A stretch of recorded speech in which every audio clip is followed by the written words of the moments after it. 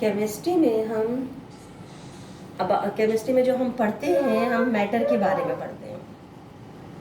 Chemistry में हम किसके बारे में पढ़ते हैं? मैटर। और मैटर के हम क्या चीज़ पढ़ रहे होते हैं? मैटर का कॉम्पोजिशन।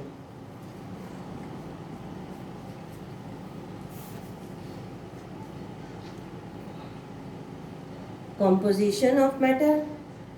देन मैटर की प्रॉपर्टीज पढ़ते हैं और हम मैटर के स्ट्रक्चर को पढ़ते हैं। कॉम्पोजिशन का क्या मतलब है कि उसमें कौन कौन से कॉन्स्टिट्यूएंट्स हैं किसी भी सब्सटेंस के अंदर। फॉर एग्जाम्पल, अगर हम वाटर को लें तो वाटर का फॉर्मूला आप सब फेमिलियर हैं, H2O। तो वाटर के कॉम्पोजिशन में क्या है? 2 पार्ट्स हाइड्रोजन और 1 पार्ट ऑक्सीजन। तो हम इसे कहते हैं वाटर का कॉम्पोजिशन। अगर अब हम प्रॉपर्टीज़ देखें तो वाटर हमने चूँकि एग्जाम्पल ली थी, तो हम इसी की प्रॉपर्टीज़ देखते हैं।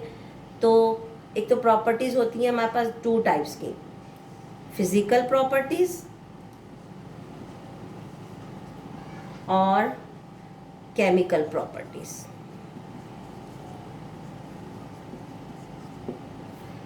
फिजिकल प्रॉपर्टीज़ में हम वाटर की एग्जाम्पल ही को देखें, अगर कंसीडर करें तो it is colourless, colourless transparent होता है। Second is it is odourless, यानी कोई स्मेल नहीं होती। टेस्टलेस होता है, टेस्टलेस।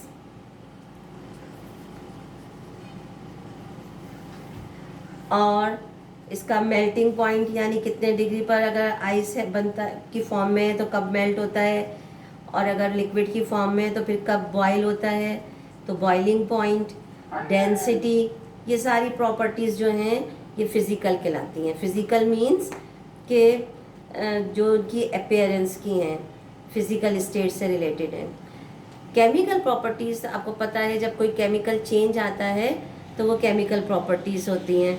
केमिकल प्रॉपर्टीज़ में जैसे सपोज अगर केमिकल चेंज कोई ए सब्सटेंस है, when it combine with the B substance and form a new C substance.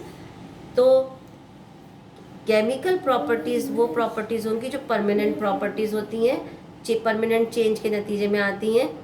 तो इन सब स्ट्रक्चर में अगर हम देखें, एक कंपाउंड है आपके पास वाटर या हाइड्रोजन। हाइड्रोजन जो है वो गैस है, इसके अंदर 2 हाइड्रोजन के एटम्स कंबाइन हुए होते हैं। तो उनके कंबाइन होने की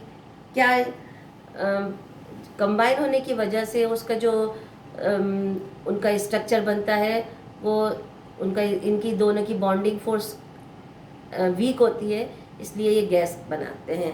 लेकिन अगर ये गैस होती है हाइड्रोजन, और अगर हम देखें अपना सॉल्ट जो हम टेबल सॉल्ट खाने में इस्तेमाल करते हैं, सोडियम क्लोराइड, इस कंपाउंड के अंदर जो स्ट्रक्चर होता है, सोडियम आयन पॉजिटिव और क्लोराइड नेगेटिव एक दूसरे से स्ट्रांगली बाउंडेड होते हैं और इनका लैटिस जाल की तरह का स्ट्रक्चर होता है।